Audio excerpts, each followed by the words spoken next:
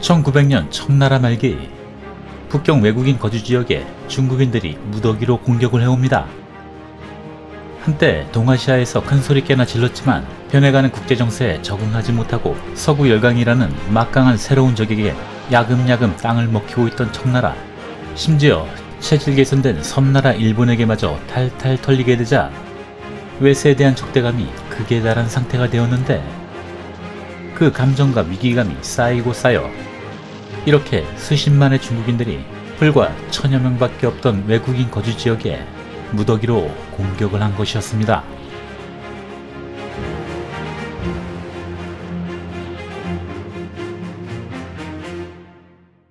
(1900년 5월) 미 해병대원 50여 명이 중국 북경에 파견됩니다.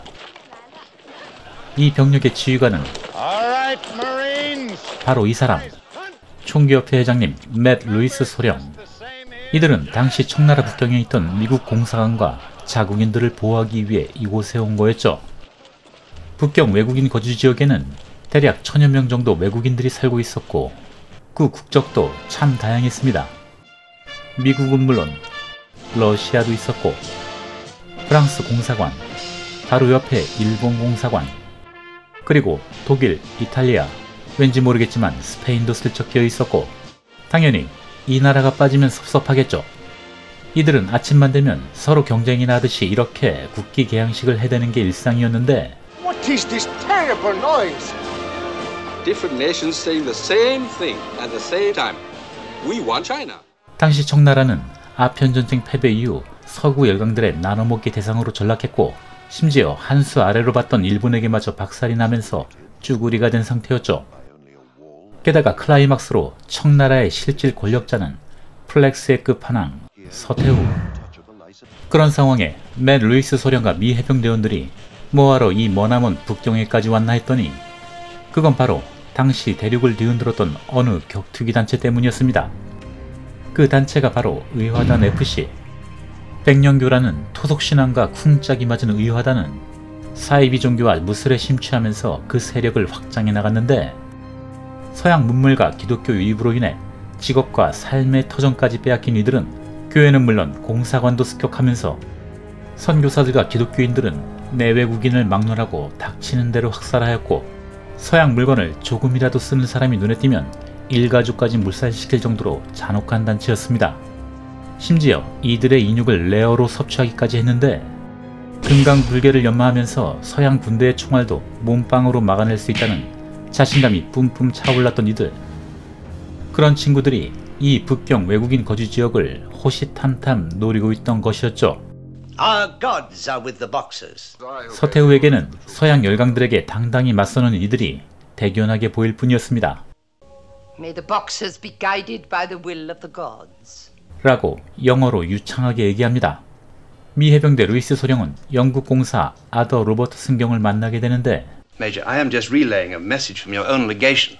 It is I who have to tell you that your presence in this city is no longer required. 청나라를 자극하고 싶지 않았던 아더는 미 해병대를 옆 동네 천진으로 철수하라고 지시합니다. There are Boxers everywhere. They're killing every white man, especially missionaries, and every Chinese Christian they can find. 사실 이곳 외국인 거주 지역에는 개떼 같은 의화단을 방어할 만한 충분한 병력이 없었죠. 청나라 조정도 의화단의 일부로 손을 놓고 있는 상태였고, 일개 외교관인 아더 역시 가능한 한 중국인들을 자극시키려는 생각은 추호도 없었죠. Let China sleep, for when she wakes, the world will tremble. 지금이랑 큰 차이 없어 보이는군요. 어쨌든 루이스 소령과 미 해병대가 철수를 하려던 그날, 독일 공사가 외국인 거주 지역을 노리고 있던 의화단원의 습격을 받게 됩니다. 그리고 이를 지시한 사람은 바로 청나라 황족이자 서태후의 측근인 단황이었죠. Just killed the German minister. 사실 확인을 위해 아더와 루이스 소령은 서태후를 만나러 가는데, There is something I have arranged for you to see. 서태후는 이렇게 습격에 가담했던 의화단원들을 처형하는 제스처만 보여주며 이 사건을 무마시키려 합니다. I saw the man who commanded the Boxers this morning. It was Prince Tuan. 이런 추궁은 재발절인 서태후의 짜증만 불러일으킬 뿐이었죠. That all foreign residents, including diplomatic personnel, should leave Peking within 24 hours. 분위기만 더욱 살벌해지고 다시 복귀하는 두 사람. 저 그때처럼 몰려있는 의아 단원들 사이에서 잔뜩 쭈구리가 돼서 복귀합니다. 이제 곧 의아단이 이곳을 쳐들어올 텐데 각국 대표들은 모여서 퇴거에 대해 찬반 투표를 하게 됩니다. Great Britain has voted to stay. If we flee from Peking and the British remain, 영국만 남겠다는 수작, 다른 열강들에게는 약 팔겠다는 수작으로 보일 뿐이겠죠. Admiral Sidney is already on his way to Peking with a force of several thousand men. 왜인가 했더니 이미 의아단 사건으로 인해 영국군이 자국인 보호를 위해 북경으로 진격해오고 있다는데 I take it you have now unanimously decided to stay. 결국 모든 대표단들은 이곳에 남기로 결정합니다. 지금이야 다들 궁지에 몰리니 이렇게 친한 척할 뿐이지 사실 머릿속에는 다들 제각각 이권에 대한 계산기를 두드리고 있겠죠. 어찌됐건 순식간에 연합군이 구성됩니다. 다들 본토에 있을 때는 서로 치고받고 하는 사이일 텐데 의화단 덕에 뜻밖의 대동단결하게 되죠.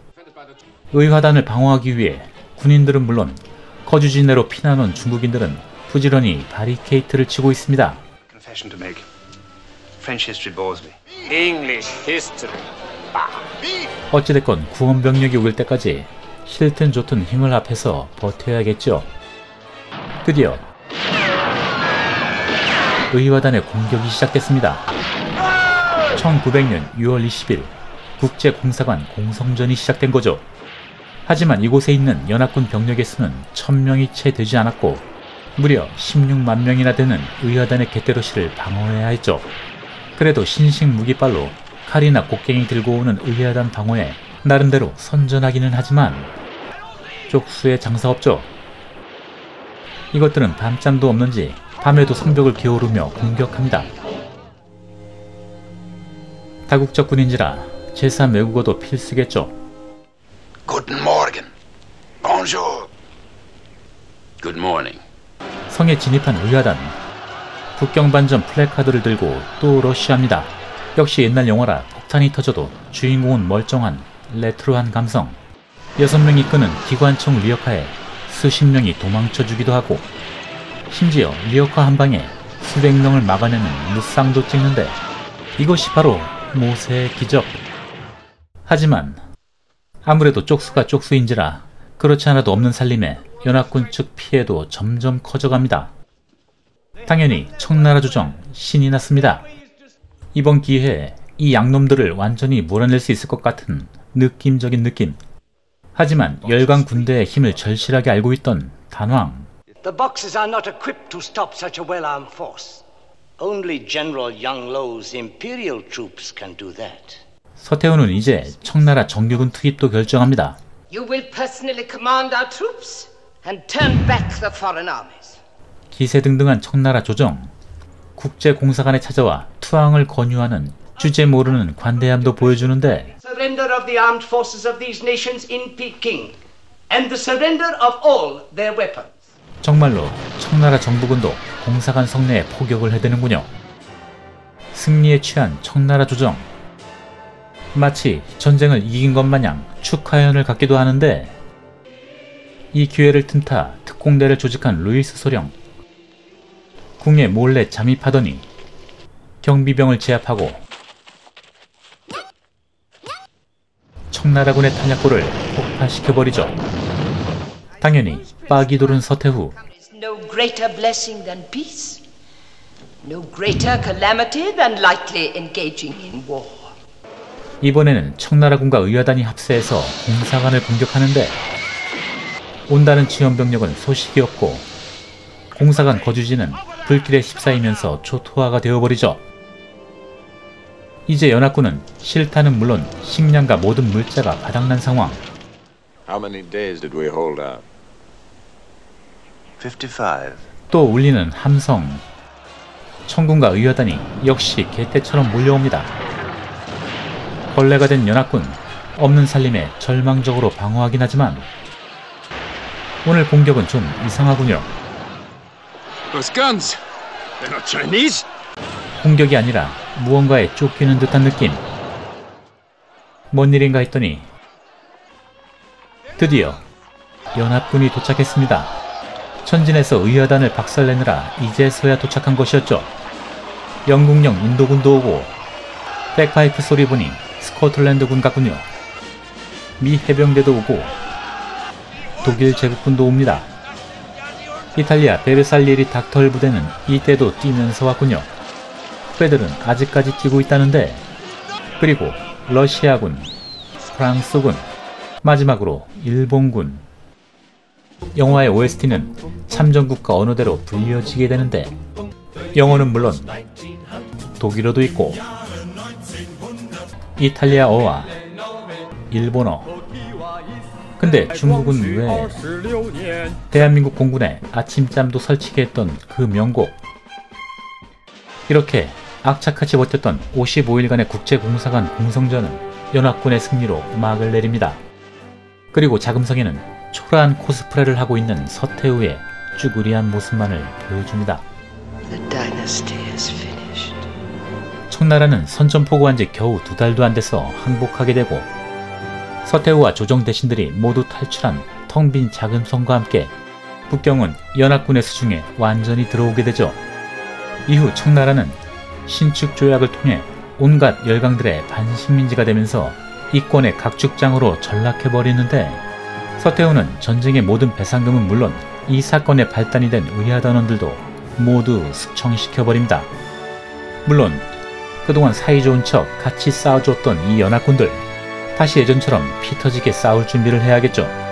이렇게 무기력하게 서구 열강들에게 손을 든 청나라 조정에 실망한 중국인들, 이들의 절박함은 10년 후 신의 혁명으로 이어지게 됩니다.